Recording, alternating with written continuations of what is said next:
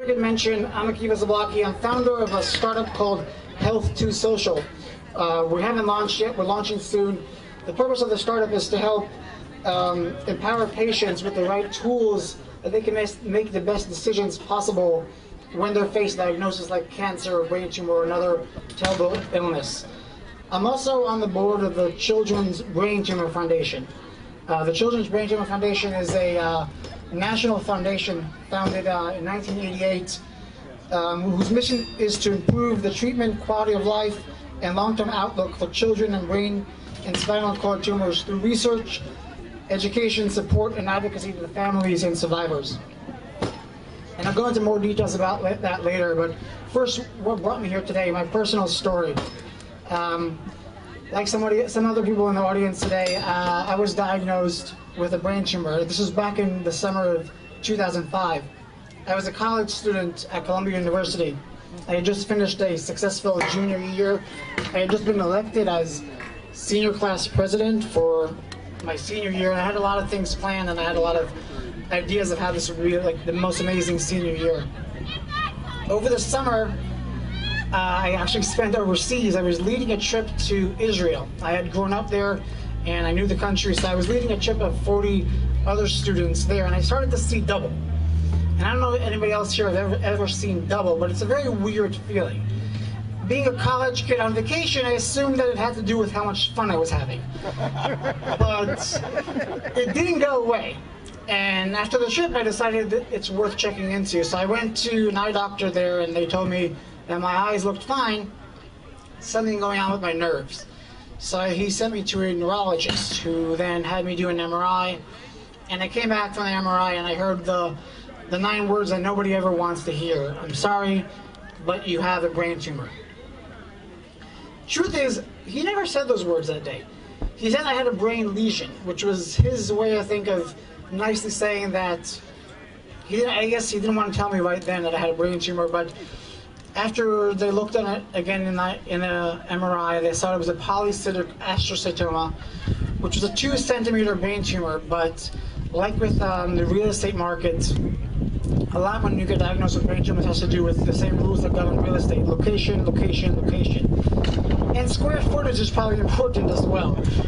So mine was in prime location. It was inside the brainstem, which is one of the most important parts of the brain. It controls most of the cranial nerves that run through your body, that control your breathing, your heart rate, your movement, your balance. Everything runs through the brainstem. So when there's damage there, and I had a big tumor in the middle of it, it's not the best thing, out there. At the time, the doctor in Israel told me that surgery did not look like it was a possibility because no one would really ever want to cut healthy tissue in the brainstem to get to my tumor. I flew back to New York, where I was living and going to college, and I started seeing the best doctors in the world. And I started seeing doctor after doctor, neurosurgeon, neuro-oncologist, radiation oncologist, and all the doctors I saw in New York and then started spreading out to Boston and California, sending out my MRIs, all came back to me and said the basic thing was that surgery would never be a possibility. No one would cut through my healthy brain stem, which is very dangerous to cut, to get to the tumor. And they were offering me solutions like, let's wait and see how fast it grows, and then maybe do surgery if it comes out of there. They also mentioned at the time that radiation probably wouldn't work for this kind of tumor, and chemo wouldn't work either. As the summer progressed, my symptoms progressed as well. So besides double vision, I started feeling numb in my hand, in my arm, and my legs started falling asleep, my vocal cords started swelling, and I realized that the tumor was growing. And 3 months later, the MRI did show the tumor had grown over 50%. At that point, the same doctors I had seen, over 30 of them, came back and said that radiation should be what we should do, or chemotherapy, and offered me different types. Again, surgery, they said, wouldn't be compatible with life. That's when I realized that there was a problem in the healthcare system, and it wasn't the problems that Obama is trying to solve now with healthcare reform, which are important, insurance access and costs, but it was a problem of asymmetric information. People get diagnosed and the doctors have all the information and we don't have a lot, and we don't know how to make a choice as far as what should I choose. Should I listen to the Dr. A telling me radiation, Dr. B telling me chemo? how do I find a solution? And none of the solutions would have been something that would have saved my life. And that's when I created a team. Team involved my family, my friends, 2 doctors, a rabbi. Everyone came together and started doing research with me. And we were able to find in Arizona a doctor, a neurosurgeon, that said, I could do your surgery. I could cut the brainstem, I could take the whole tumor out. So I came to my doctors in New York and told them, I found this great surgeon out in Arizona, I want to go have surgery there. What do you guys think about that? And they all said, that is not a possibility. This guy must be a cowboy, he must be taking risks. It's not worth taking the risk of, a life-threatening surgery or that would leave me in a disability state that I wouldn't be able to walk and talk and breathe on my own.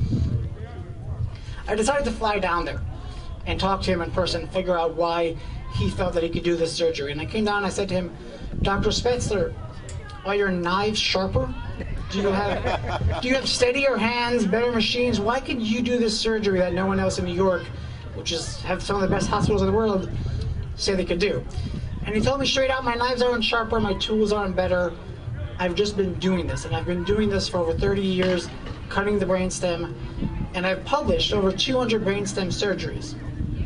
And that's when I realized another problem in the healthcare field is that good surgeons around the globe will spend most of their time doing surgeries and seeing patients, and they don't always have the time to know what the other person down in Arizona might be doing. And read all the medical journals that come out so much. They mentioned if you want to keep up with all the medical journals, you'll have to be reading constantly and never actually seeing patients. So I decided at the time to trust this doctor. I was in my 20s, I was young, didn't have as many responsibilities, didn't have a pregnant wife with a kid on the way. So I decided to go down to Arizona with my family and have surgery.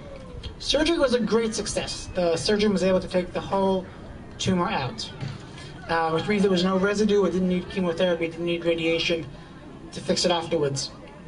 But there were complications during surgery, and I ended up waking up only 4 days later after being in an induced coma and spending another 10 days in the ICU. When I woke up, I was basically paralyzed in half my body. I couldn't breathe on my own, I couldn't walk, talk, I couldn't do anything. It was like I was reborn, like a baby. And I went through a process there of learning how to swallow on my own, learning how to get up and sit up, learning how to take my first steps in the hospital in Arizona. And then they sent me back to New York to continue rehabilitation in an acute facility in New York, where I spent every day going in a wheelchair through sessions with physical therapists, learning how to walk, learning how to talk, learning how to dress myself. I mentioned I grew up in Israel. I served in the Israeli military.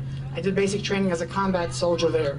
I thought that was the hardest thing I've ever done, and recovering from brain surgery and learning everything again knocks that out of the park. But after a month in rehab, being young, my body recovered, and I was let out with a walker, and then I started walking with a cane. I went back to school, went back to being class president. But I came out a pirate, and I'm not connected to the pirate ride over there. But I had a new identity. I was the guy that survived the brain tumor. I decided that I should devote my life to raising awareness of this terrible disease and helping other people that are also diagnosed. I started a blog called iPatchman. iPatch is spelled with a small I, big P, where I created this persona, this superhero that survives a brain tumor, and I told my story. And I continued blogging about my recovery and about how I made my choices. I even created a shirt that has my brain before and after, and raising awareness. And that really paid off, because other patients contact me all the time. They find me online, they're Googling their conditions, they come across my website, and they ask me for advice. Just an example, a couple of years ago, a 25-year-old law student in Canada contacted me saying that he has the same tumor as me in the same location. And he was me 3 years earlier, because he had done everything that was recommended to me. He had done the radiation and the chemotherapy, and nothing worked on his tumor. And he's basically told that he has 2 years to live. He should go home to live with his parents and live out the rest of his life in peace. And that's when he found my blog, and we connected, and I said, listen, I'm not sure my surgeon could help you, but it's worth a try. And he connected with my surgeon in Arizona, had surgery there on his brainstem as well. recovered and finished law school and is working as a lawyer now in Canada. And that kind of reaffirmed my feelings about what I wanted to do with my life. I mentioned that I'm on the board of the Children's Brain Tumor Foundation. We interact every day with parents of young children being diagnosed, and we connect them with other parents that have been through this process. And that's something that to me was the solution. It's connecting socially. I named my startup Health to Social because I felt that being in the patient world, connecting with other patients like Rick, and hearing their stories and hearing how they made their decisions will help everybody. So part of the Children's Brain Tumor Foundation, we connect people with other parents. There's a lot of survivorship programming. And I work on my own startup. And my own startup relates to how you make choices when you get diagnosed with a severe illness. So I'm sure many of you have bought a car maybe in the last 10 years. So if you were going to buy a car, you would probably go online and start doing consumer reports, look up websites, figure out what the best mileage you're going to get, what the safety features are for your kids and your family. You'll probably talk to your friends and figure out how they like their car. How's that Mazda? How's that, Ford? And then you would go to some dealerships and you would drive different cars in the dealership and get a feel for the choice you're making, because you're about to spend a lot of money on a car and it's a big commitment. Fortunately, when people get diagnosed with cancer, they don't make the choices in the same way. Sometimes they don't have the luxury, but even when they do have the time, they usually make a decision with the first or second options. And if they're bold, they go to a third opinion. So my startup is going to focus on connecting patients to other patients and giving that advice and that help to find the best treatment possible out there. There's a whole movement going on now called the e-patient movement. I'll just read the exact definition of the e-patient. E-patients are equipped patients. They're empowered, engaged, equipped, and enabled. They're patients that walk into the doctor's office with the information because they did the research, and they understand that the relationship between the doctor and the patient is an equal relationship, and they work together on finding the best solution out there, and they talk with different doctors and they figure out the best care for themselves or for their family. I got my master's in public health at Columbia University, worked in consulting for several years in the private sector, and now I'm working on this startup. And I encourage everyone to check out my website, health2social.com, or my blog, iPatchman.com. And I hope everyone enjoys this day. This is a really important event, raising awareness for brain tumors and pediatric brain tumors, and raising money for the National Brain Tumor Society is really important. I hope everyone spends a lot of money on raffle tickets. And thank you for listening to my story. Thank you, Rick, for inviting me.